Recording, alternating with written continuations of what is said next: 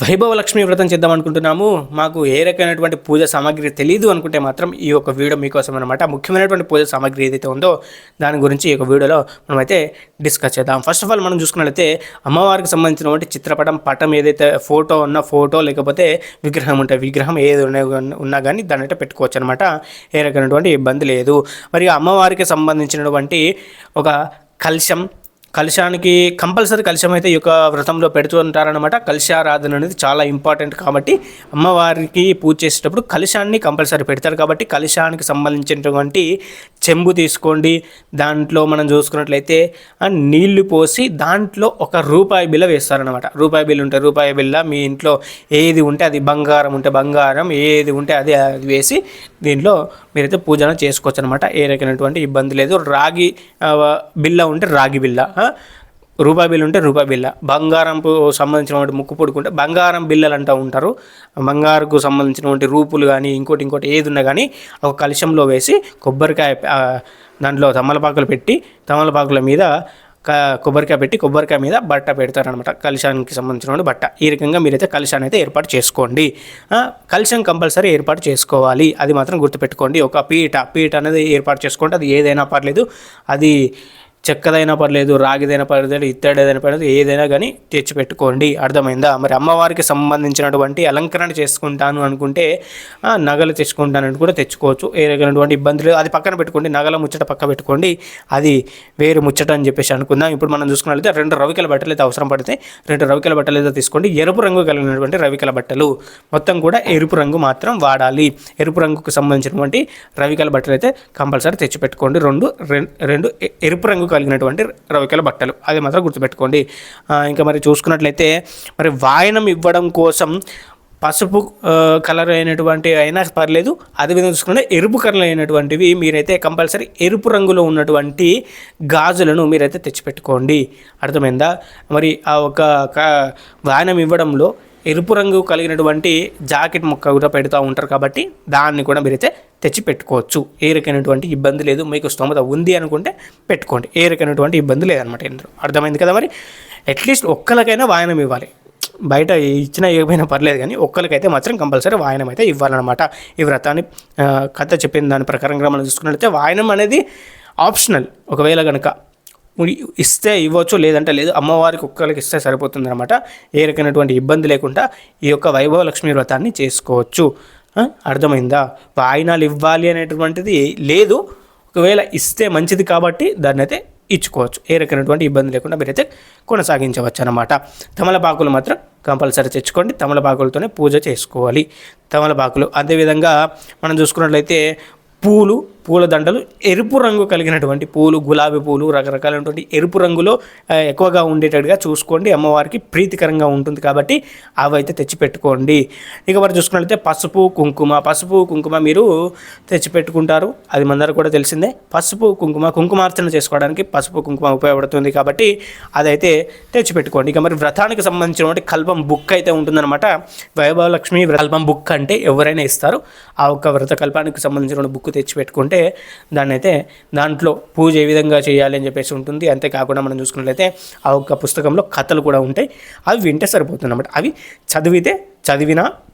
విన్నా మీకు సపూర్ణమైనటువంటి ఫలితాలు లభించేందుకు అవకాశం ఉంటుందని చెప్పుకోవచ్చు. అర్థమైందా? మరి ఇంక మరి దీపపు కుందులు ఏవైతే ఉంటాయో వాటికి సంబంధించినటువంటి వాటన్నిటిని కూడా సిద్ధం చేసి పెట్టుకోండి. ఇక మరి దీపంలో వేసడానికి వత్తులు కూడా అన్నీ కూడా సిద్ధం చేసి పెట్టుకోండి. దాని తర్వాత మనం చూసుకున్నట్లయితే హారతి కర్పూర బిళ్ళలు, లేదంటే ముద్ద కర్పూరం. హారతి కర్పూర బిళ్ళలు ఉంటే తెచ్చిపెట్టుకోండి, లేదనుకుంటే మాత్రం ముద్ద కర్పూర బిళ్ళలు అయితే ఉపయోగపడతాయి. అర్థమైందా? మరి దాని తర్వాత ఆవు నెయ్యి అయినా పోసుకోవచ్చు, లేదంటే మనం చూసుకున్నట్లయితే నువ్వుల నూనె. ఈ రెండిట్లలో ఏది ఉన్నా కానీ మీరైతే వాడుకోవచ్చు. లేదు అనుకుంటే మాత్రం మీ ఇంట్లో దొరికినటువంటి నూనె ఏదైతే ఉందో, మీరు వాడేటటువంటి నూనె ఏదైతే ఉందో దాన్ని పోసి మీరైతే దీపారాధన చేసుకోవచ్చు. ఏ రకమైనటువంటి ఇబ్బంది లేదు, అది మాత్రం గుర్తుపెట్టుకోండి. అర్థమైందా? మనకి గంధము, అదేవిధంగా ఒక అగ్గిపెట్టె, అంతేకాకుండా మనం చూసుకున్నట్లయితే 2 రకాలైనటువంటి కొబ్బరికాయలు తీసుకోండి. ఒకటి పొట్టు తీయనిది, ఒకటి పొట్టు తీసింది, 2 రకాలైనటువంటి కొబ్బరికాయలు కంపల్సరీ తీసుకోండి. ఒకటి కలశానికి పెడతాం కాబట్టి పొట్టు తీయని కొబ్బరికాయ ఏదైతే ఉందో అది కలశానికి పెట్టడానికి ఉపయోగపడుతుంది. రెండవది కనుక మనం చూసుకున్నట్లయితే మీరు నైవేద్యం పెట్టడానికి కొట్టుదాడు కాబట్టి మధ్యలో కొబ్బరికాయ కొడతారు కాబట్టి దాని ద్వారా మీరైతే ఈ యొక్క అమ్మవారికి ఉపాసన చేసుకోవడానికి ఉపయోగపడుతుందని చెప్పుకోవచ్చు. ఆ రకంగా మీరైతే 2 కొబ్బరికాయలు అయితే తెచ్చుకోండి.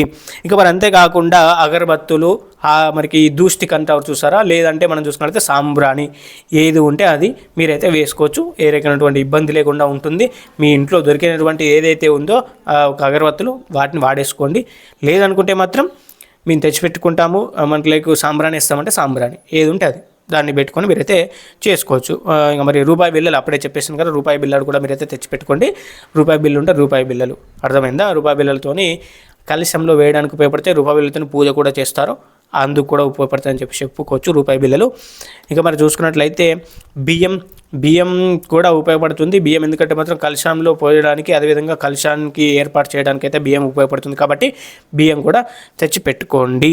అదేవిధంగా బియ్యం పిండి అనేది ముగ్గు పెట్టడానికి ఉపయోగపడుతుంది.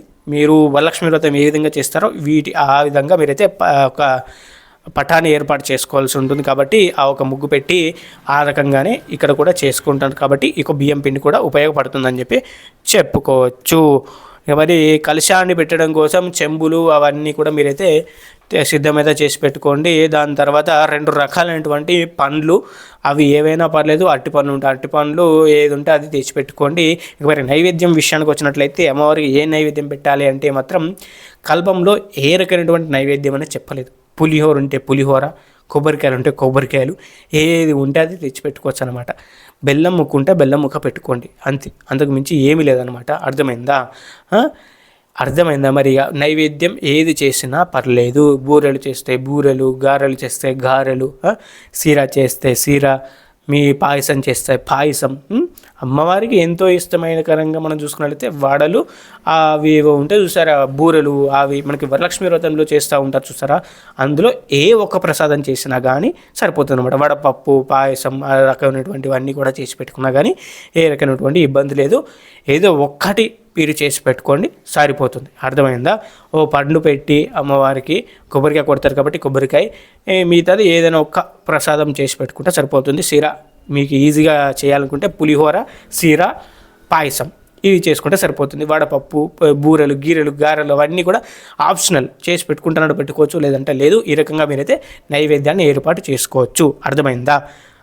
మ్యాక్సిమం అందరూ కూడా పులిహోర పెడతారు కాబట్టి పులిహోర చేసి పెట్టుకోండి. అమ్మవారికి నివేదనగా మంచిగా మీరైతే ఫలితాలను పొందండి. ఇక మరి పూజ అంతా చేసుకోవడానికి పూజ ఏ విధంగా చేసుకోవాలి, ఏంది కథ అని చెప్పేసి కంప్లీట్గా అయితే ఇక్కడ వీడియో అయితే ఉంటుందన్నమాట. అమ్మవారు లక్ష్మీ అమ్మవారికి పూజ ఏ విధంగా చేసుకోవాలని చెప్పేసి ఆ పూజ చేసుకొని దాని తర్వాత కథలు విని అక్షంతలు వేసుకోండి, సరిపోతుంది అంతే. ఆ ఒక వరలక్ష్మి అమ్మవారి ఒక వైభవలక్ష్మి అమ్మవారి యొక్క కృప మీ మీద ఉంటుందని చెప్పుకోవచ్చు. ఇక్కడ మనం చూసుకున్నట్లయితే అమ్మవారికి సంబంధించినటువంటివి, వైభవలక్ష్మి అమ్మవారికి సంబంధించినటువంటిది ఇది ఒక్క వ్రతం చేయడం ద్వారా ఒక 4 వారాలు కానీ లేదంటే మీకు తోస్తే 11 వారాలు చేయడం మంచి ఫలితాలను ఇస్తుంది. మ్యాక్సిమం 4 వారాలు లేదంటే 8 వారాలు చేస్తారనమాట. 4 వారాలు 8 వారాల పాటు ఈ యొక్క వ్రతాన్ని ఆచరించడం ద్వారా మంచి ఫలితాలను చూడొచ్చు మీ యొక్క జీవితంలో. మరి వీడియోకి అయితే ఇంతే. వీడియో మీకు నచ్చితే లైక్ చేయండి, షేర్ చేయండి, ఛానల్కి అయితే సబ్స్క్రైబ్ చేసుకోండి, పక్కన వచ్చిన బెల్ ఐకాన్ చేసి ఆల్ మీద ట్యాప్ చేసుకోండి. మరి పూజకు సంబంధించిన వీడియో గీడు ఉంటుంది, ఒకసారి అయితే చెక్ అవుట్ చేసేయండి. Thank you for watching. జై హింద్, బాయ్.